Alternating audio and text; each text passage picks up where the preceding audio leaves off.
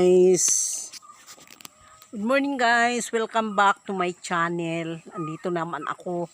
Nagpilian ko itong munggo. Alisin ko yung yan. Alisin ko ang mga iyan. Alisin ko, linisan ko ang itong munggo na to.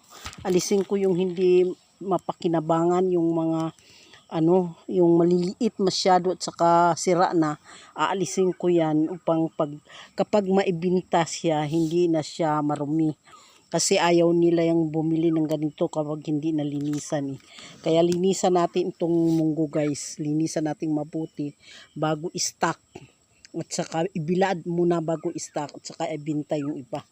Yung iba naman ihanda para sa tag-ulan. Kasi sa pagtag-ulan wala nang ganong ulam kaya maraming salamat guys sa inyong panunood sa aking channel. So thank you so much.